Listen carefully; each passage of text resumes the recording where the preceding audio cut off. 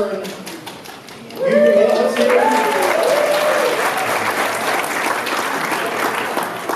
just for doing their jobs well, but for really caring about it, and also for allowing me to feel as though I'm actually in charge occasionally. Ben Shaharlon in the Temple Sinai custodial staff, and without these two groups of people, nothing gets done around here. I mean, I would not be able to do this without them, period. Okay? And Ben, if you're listening, I'm saying nice words about you now. The Temple Israel Committee and Music Committee, as well as all the volunteers manning the tables and doors this afternoon, and also a special shout out to Lana Rottenberg, oral communications guru and stare on top of things person.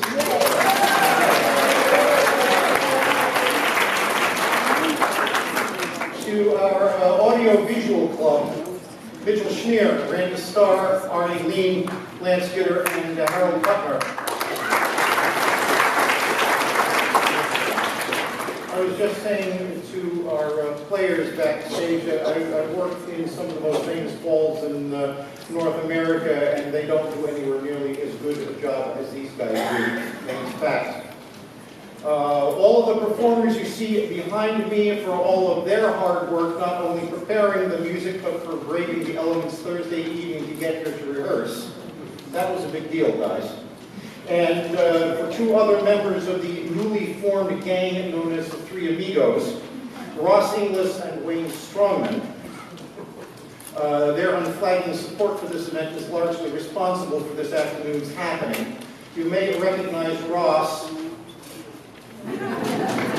as the conductor of our High Holiday Choir, and this year you may recognize Wayne, who's standing, please,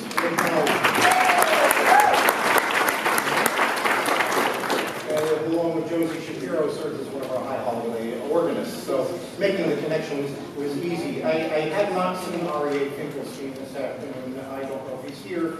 I wish he were, but R.E.A. is my librettist, and was hoping to be down here from, or up here from Boston to be at the event, but definitely somebody who I want to acknowledge for contributing so much.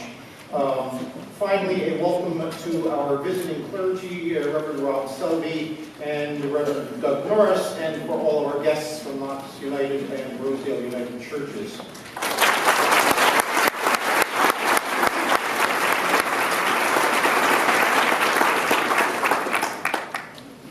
This is Temple Sinai's annual Cantor Severin Weingort event, named in honor of Temple Sinai's beloved Cantor Emeritus. Cantor Weingort is unable to be here today, but he sends his best regards to all. This afternoon falls in the midst of three significant observances of the Jewish people. Last Monday was Yom HaShoah, the commemoration of the Holocaust that falls on the anniversary of the liberation of Auschwitz. Today at sundown begins Yom HaZikaron, Remembrance Day, for those who have given their lives to found and maintain the State of Israel.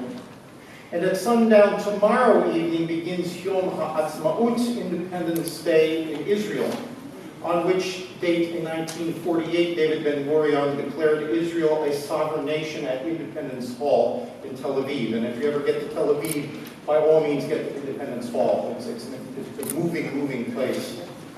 It is fitting, therefore, to be performing a piece that depicts the period of history represented above, from the Warsaw Ghetto to the establishment of the contemporary State of Israel. Pebbles lift and scatter, souls, beautiful souls. One of the themes woven into R.E.A. Finkelstein's masterfully crafted libretto for Like Smoke Above the Wind is the idea that mingled with the ash rising from the crematoriums and smokestacks are flower petals, red, white, and yellow. These are the souls, the spiritual essence mingled with the physical remains, which make their way to Eretz Yisrael with our people and become an integral part of the rebirth of our people and of our land. While composing the music for Like Smoke Above the Wind, I was struck by something that seemed to me a sort of manifestation of this spiritual imagery in the real world. The Judean wilderness east of Jerusalem is a so-called shadow desert. Warm, moist air blows in from the Mediterranean Sea and begins to rise as it hits the mountains around Jerusalem. As it rises, it cools, loses its ability to retain moisture, and the moisture precipitates out as rain at or near the top of the mountain's western slopes. Because the area is made up of limestone, the soil retains virtually no moisture. Such water that makes it to the mountain's eastern slopes and the Judean wilderness either evaporates or during the spring rainy season comes thundering down the gullies as flash floods, moving boulders the size of houses as they make their way towards the Dead Sea. However, once every 20 years or so, something very rare occurs in the Judean wilderness. It snows. It's usually no more than a few inches in depth, but the morning after such a snowfall, were you there, you would gaze out on a sight that seems almost miraculous. For poking out from beneath the snow would be flowers. Hundreds of thousands, millions of blossoms as far as the eye can see. For their seeds lie dormant in the sand and crags for years, waiting patiently for the snow, the moisture that is retained, however briefly, and their chance to bloom and to live. As much as we may wish it had come about some other way, the winter of the Holocaust brought about the spring of the State of Israel. This afternoon we commemorate the one as we celebrate the other, through the medium of our people that has always turned into the expressing of the joys and sorrows and longings of their hearts. Song.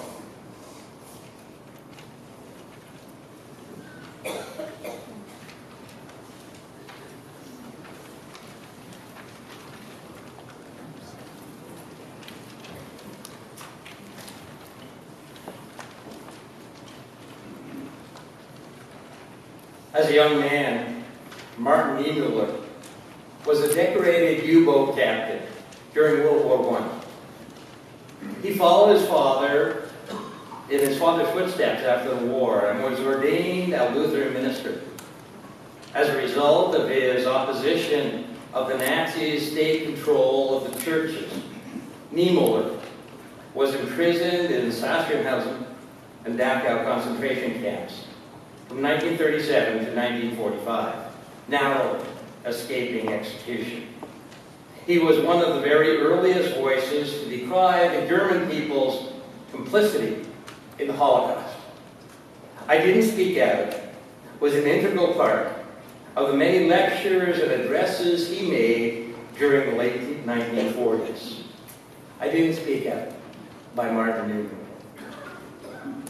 First they came for the communists, and I didn't speak out because I was not a communist. Then they came for the socialists, and I didn't speak out because I was not a socialist.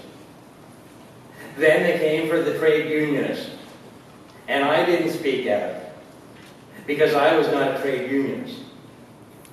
Then they came for the Catholics, and I didn't speak out because I was a Protestant. Then they came for the Jews, and I didn't speak out because I was not a Jew. Then they came for me, and there was no one left to speak out for me.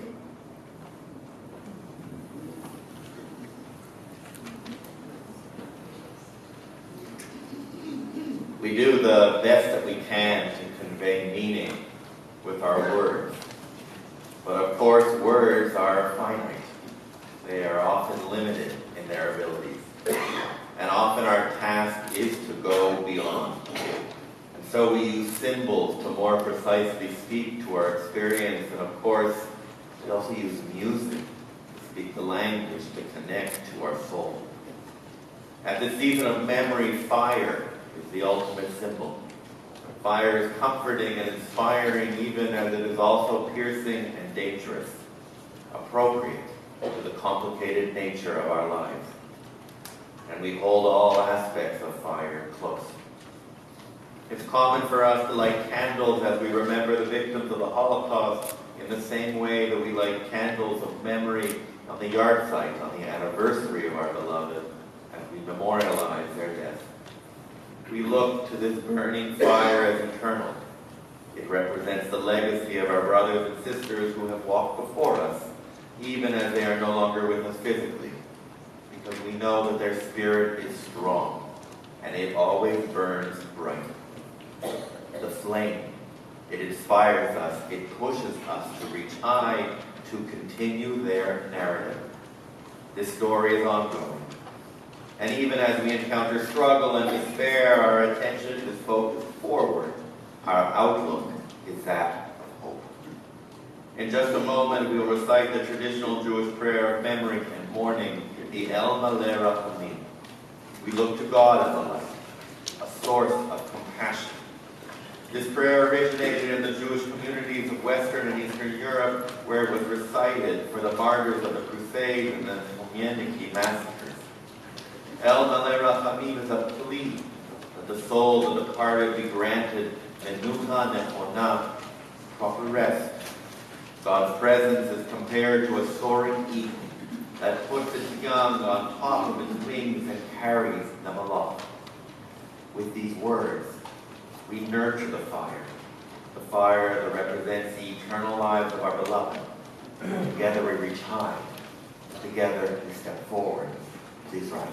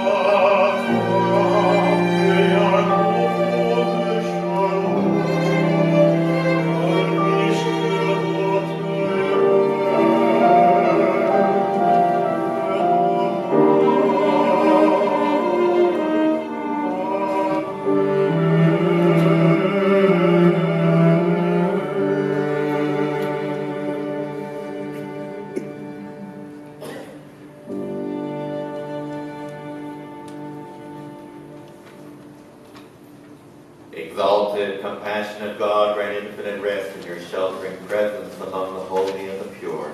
To the souls of our brethren who have perished in the Shoah, men, women, children of the house of Israel who were slaughtered and suffocated, burned to ashes. May their memory endure and inspire deeds of charity and goodness in our lives. May their soul be bound up in the bond of life. May they rest in peace, and together let us sing. Amen. Please be seated.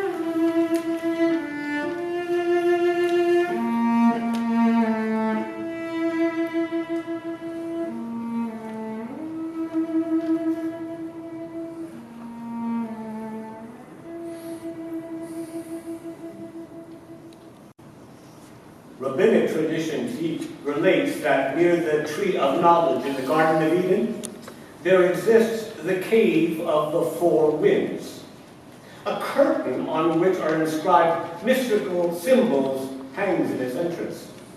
It is said that if just the corner of this curtain is lifted, a great blast will escape and toss boulders into the airs like apples. If the entire curtain is removed, the four winds will be set free, and the world will return to chaos and void. The facts may be stated succinctly.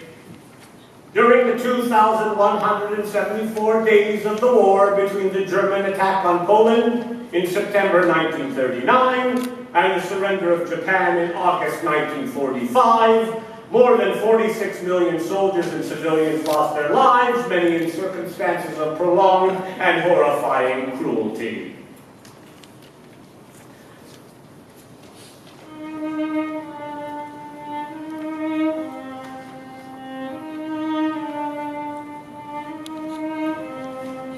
A witness to the Shoah has written, almost 2 million children massacred. I will never understand. Never. Jewish children, they haunt me. I see them again and again. People imagine that a murderer weakens when facing a child. That the child might reawaken the killer's lost humanity. Not this time.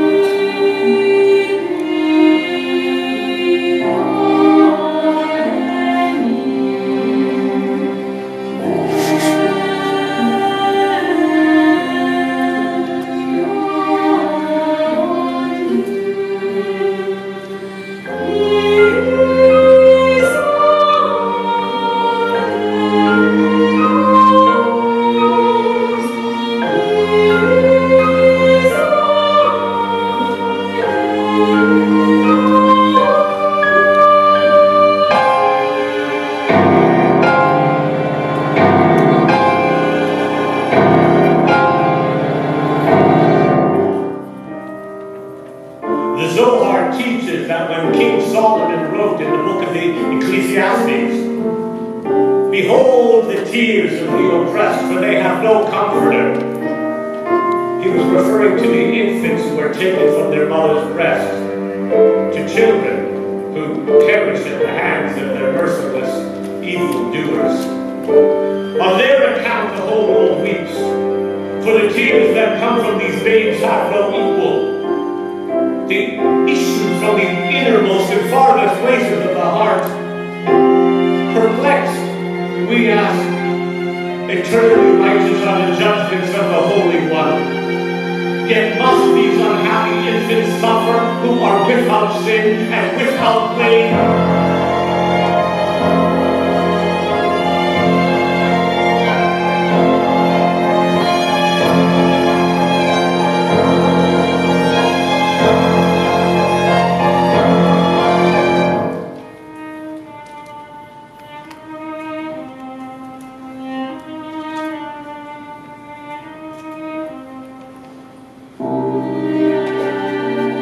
But in reality, the tears shed by these oppressed ones act as a petition and protection for the living. And by their dint of innocence and the unique efficacy of their intercession, a place is prepared for them such as even the most pious cannot attain. For the holy ones, these little ones are with special love. He unites them with himself and makes for them a place high, unclosed by him. And of these it is written, out of the mouths of babes and sucklings, you have founded strength.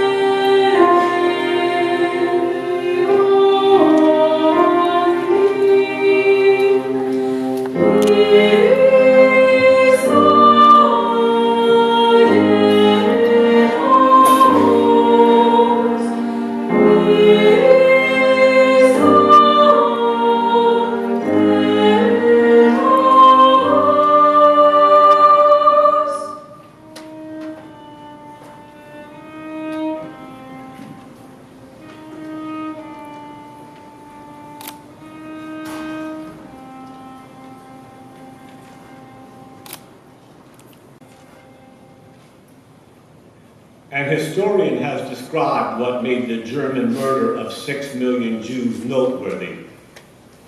No country has ever killed so efficiently, so brutally, so rapidly, and so completely on the basis of race, religion, and ethnic background alone.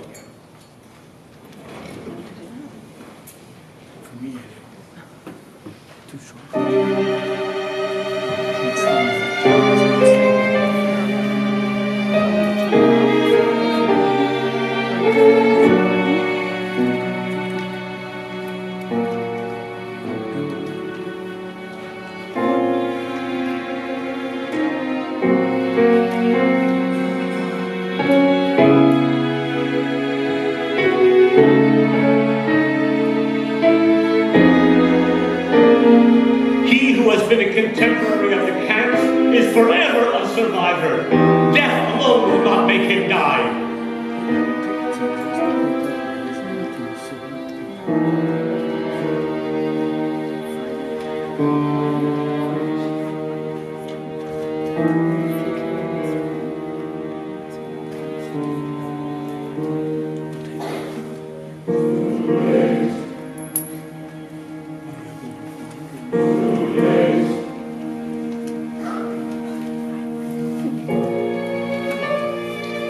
When no one is still speaking, nothing can go back.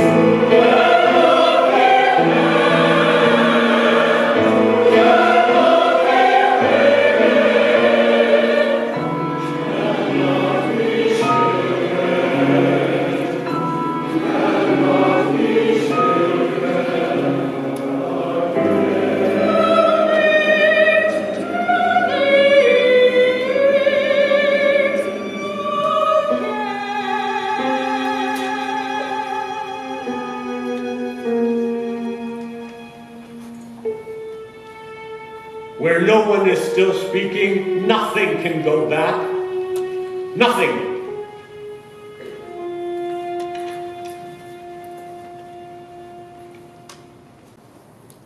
The American general who liberated the first concentration camp recalled, "The smell of death overwhelmed us even before we passed through the stockade." Another officer recorded, "There was something about that smell that I shall never forget. It could almost be seen and hung over the camp like a fog. Patton vomited behind the barracks building. Eisenhower turned pale and grew quiet. Afterwards, he sat down to write about it. But mere words did not suffice. Such is the silence of writing the disaster.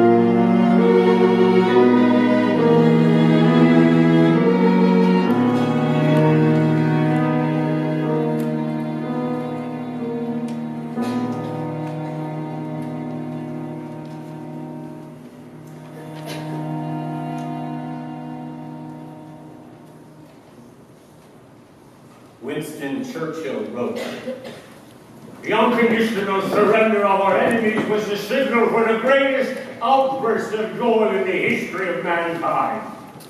Weary and worn, impoverished but undaunted now triumphant, we had a moment that was sublime."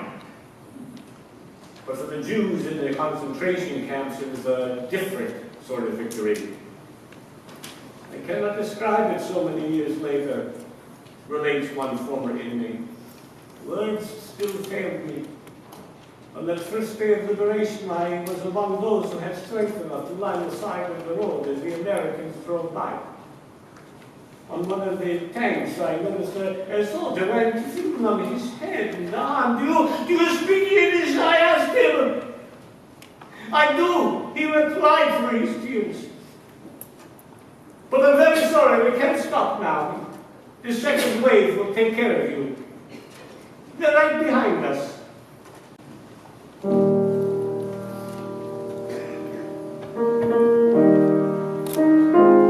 He has remembered his steadfast love and faithfulness to the house of Israel. All the ends of the earth have seen the victory of our God.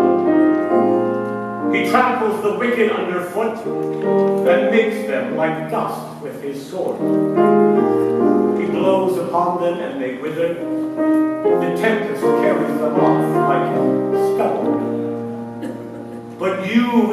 Israel, my servant, do not fear, for I am with you. Do not be afraid, for I am your Lord. I have called you by name. You are mine. I will uphold you with my victorious right hand.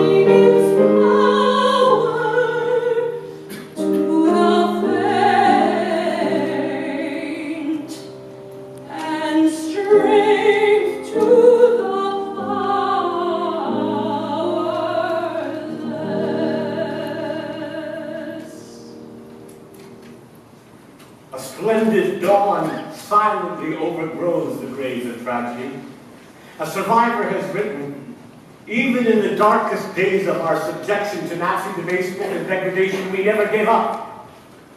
Hope, our only revenge, we were determined to reach our beloved Palestine. It was this dream, our yearning, our longing for the land of our forebears, which buoyed us up, which kept us alive during those years of hell. One day, Ben Gurion paid a surprise visit to our DP camp. As he stood on the platform before us, the people broke forth into cheers, into song, and finally into weeping. He assured us that we would be welcomed with open arms, and that those who had preceded us there, who were already engaged in rebuilding the land of Israel, were eager to bring balm to our wounds.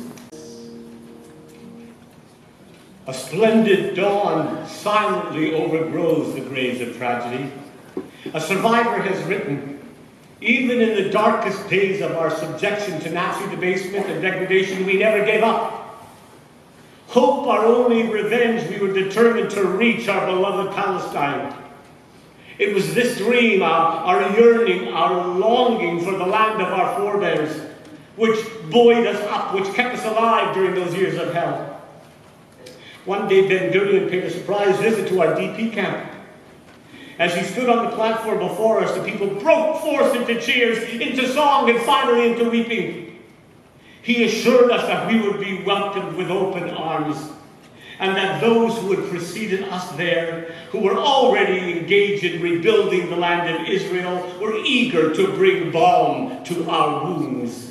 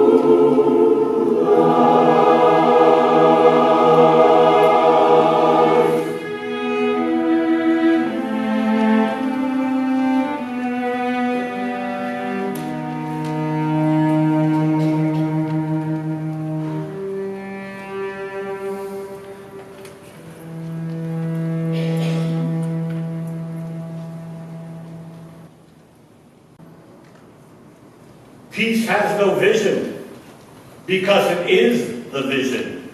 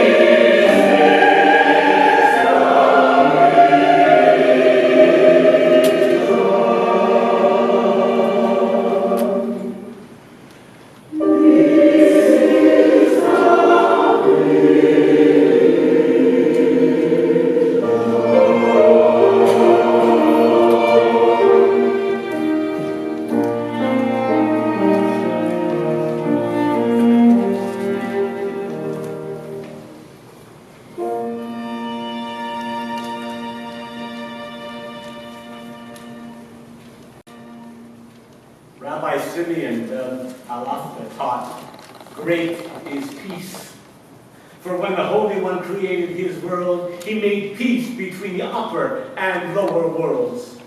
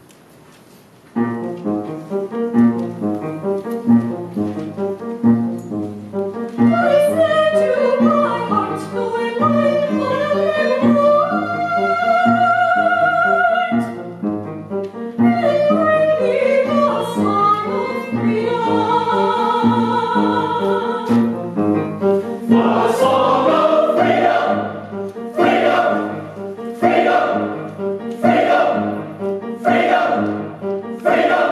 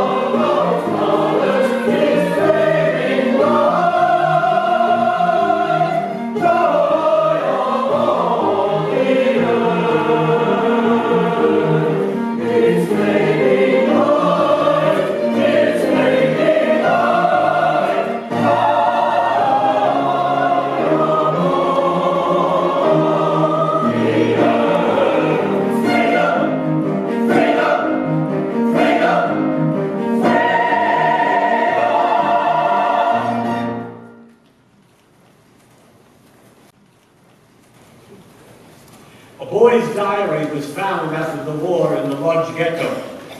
There was no paper available in 1944, so he had written in the margins of a French novel. The last entry is dated July 31st. Although I write a broken and hesitant Hebrew, I cannot but write in Hebrew, for it is the language of the Torah, of zealots, and liturgists. And Hebrew is the language of the future. For is it not written in the name of Rabbi Meir, that he who dwells in the land of Israel and speaks the holy tongue is assured of a place in the world to come?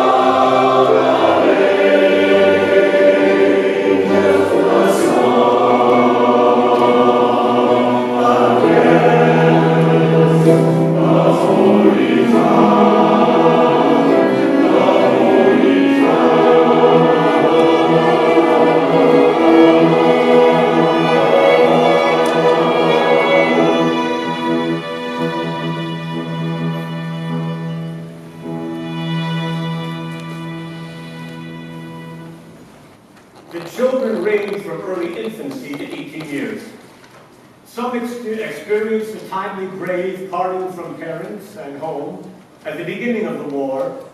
Others, the most devastating and unimaginable suffering during the Reign of Terror.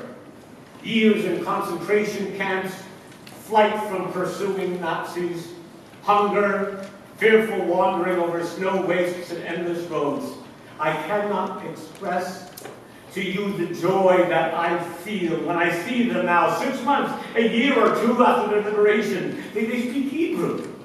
They work on the soil. They study. They play. They harvest grapes. They feed the chickens. They stack the hay. They collect honey from the hives. They gather fish from the sea, toiling, singing, and redeeming both the land and themselves.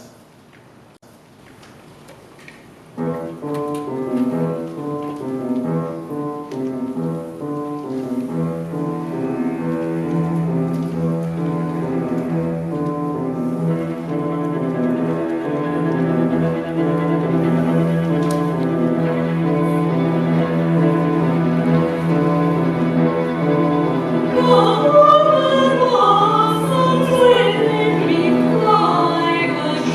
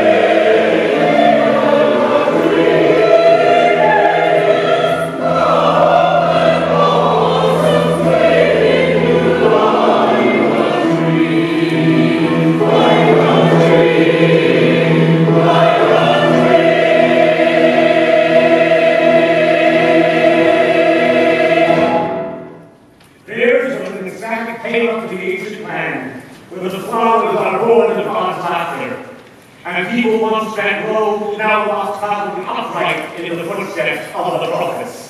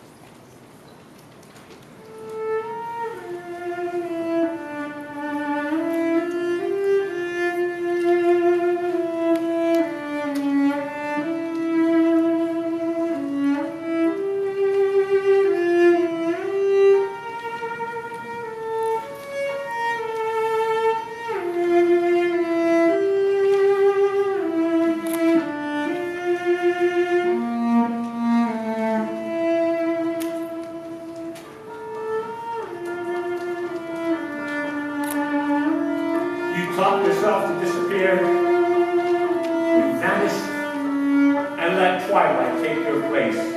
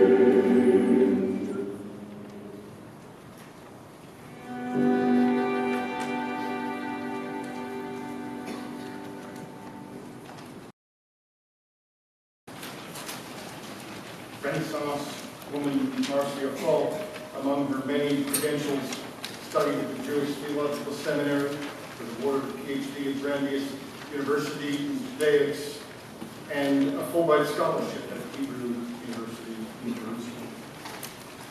She is renowned as a scholar, a lecturer, a writer, a painter, and a poet, and this rendering of the traditional verse is from her most significant collection.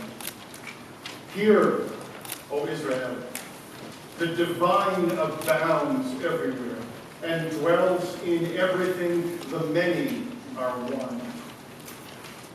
Loving life and its mysterious source with all our heart and all our spirit, all our senses and strength, we take upon ourselves these promises to care for the earth and those who live upon it, to pursue justice and peace, to love kindness and compassion. We will teach this to our children throughout the passage of the day as we dwell in our homes and as we go on our journeys.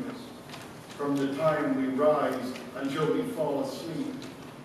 And may our actions be faithful to our words, that our children's children may live to know truth and kindness have embraced, peace and justice have kissed and are one.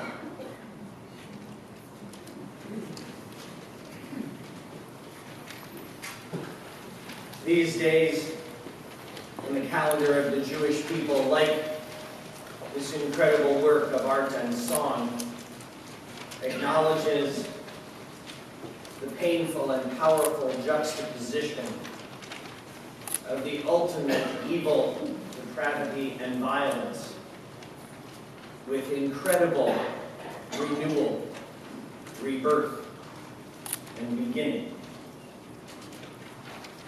They raise in us a question and a challenge answered by the national anthem of the State of Israel. How dare we not hope? How dare we in this conflicted time not have the courage to come together, to look to what unites us, to dream and to hope. And it is with that challenge in mind that we turn to this meditation on Hatikvah, the words of our congregation's prayer for the State of Israel. You will find in your booklets. Please rise.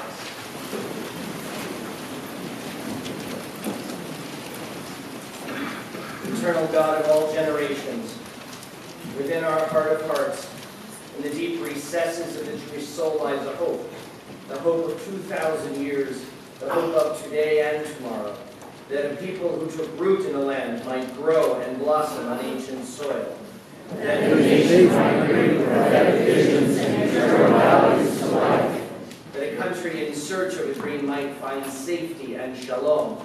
That the Jewish faith might offer acceptance within and receive it from without. That we might prove that if we will it, it is no dream. To be a free people in our own land, emergence,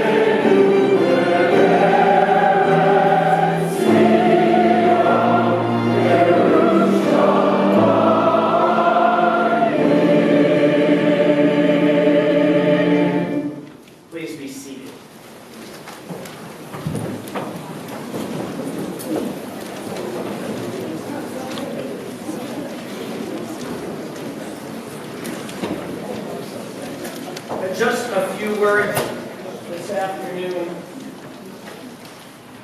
Just a few words before we conclude, as well as permission to do something that we all desperately wanted to do, but couldn't find the right way to do, and that is to applaud.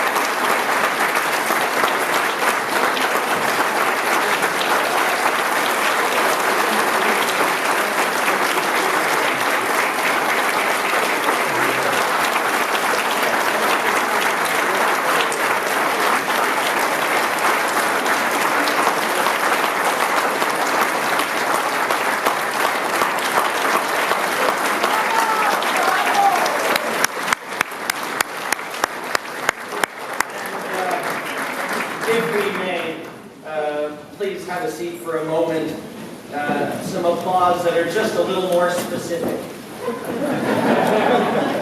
I mean, we don't want to applaud just generally, do we? But this afternoon's incredible program has really been lifted up by the musicians as well as our guest singers from the conservatory who are with us today. And without you, we wouldn't have the privilege of sharing in this amazing program this afternoon. You'll find their names and their incredible backgrounds in your program as well, but to all of you, thank you so much for the beautiful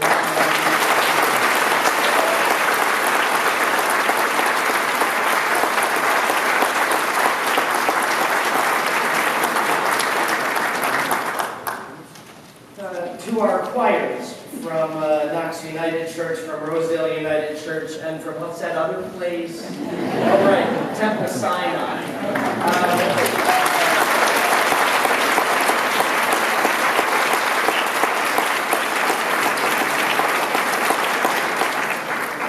We really need to thank you for more than your singing, and that's a lot, because the power of the singing of this program and what you gave to us was amazing. But in a time that seems to be all about division and what pushes us apart, your very presence together is a reminder of about the present and the future and the way around everything, around this moment, around memory and hope, how we can come together. So thank you.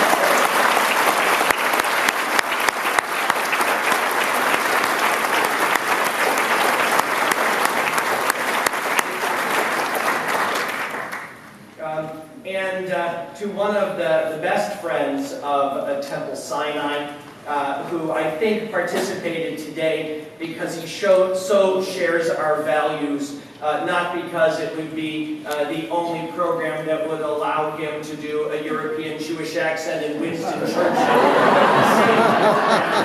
Thank you to the co-artistic director and our friend Avery.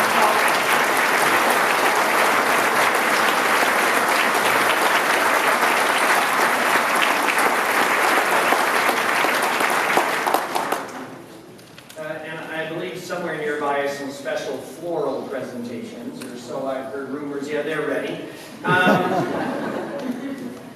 The program refers to her as a soloist in the context of this program, which is accurate and yet completely inadequate, not only for today, but for what she brings us personally and musically every day, and especially in sharing in an amazing program like this to remind us of the power of her ability to lead us in song. Cantor Oringel.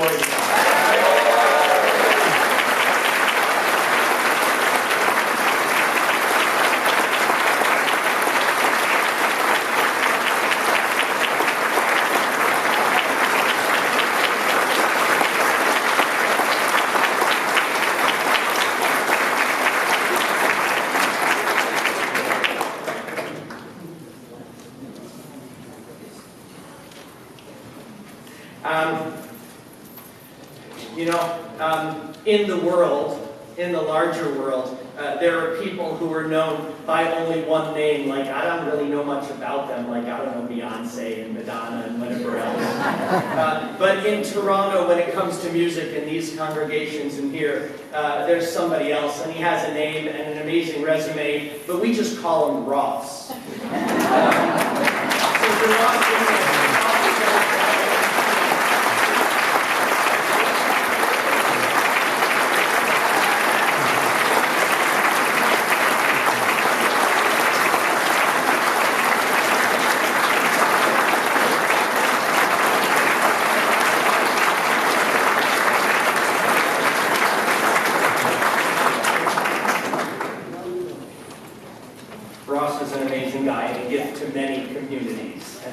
lucky that we're one. Thank you so much, Ross. And if Cantor Oringel was in front of the lights, if you will, symbolically, and Ross behind, we have a special acknowledgement today as well. for one who, a lot of times, but especially today, stands in both places.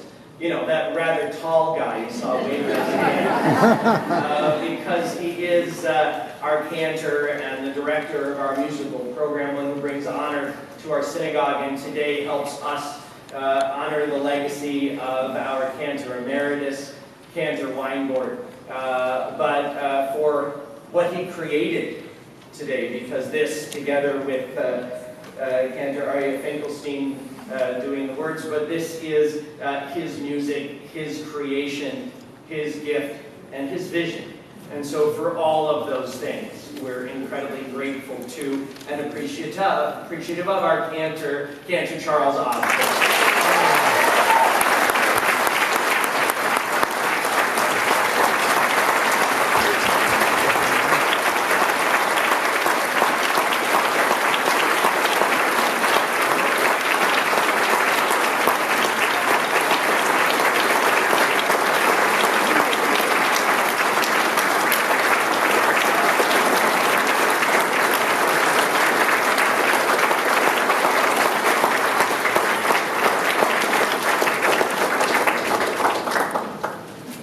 Nobody holds flowers higher than he does. Just a last word. We're grateful to Kitty and Paul Tepperman for their support of this special program.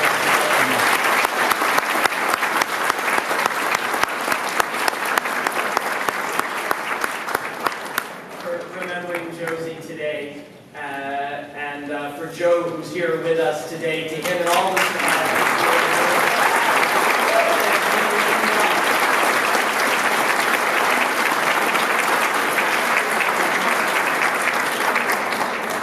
we have a special opportunity to echo that and to show our gratitude. There are tzedakah boxes to show your own appreciation with charity, with tzedakah on the way out. This money will go to the Cantor Severin Weingort Fund to help us continue to provide and offer to our communities, to our broader community, incredible programs like this one. So I encourage you on your way out to do so. I'll remind you as well that there are two more really meaningful concerts and programs mentioned in your program that you received. We look forward to seeing many of you there, but we look forward to any opportunity we have to come together. So for a last time, let's in an inaudible way show our appreciation one more time for all of participation.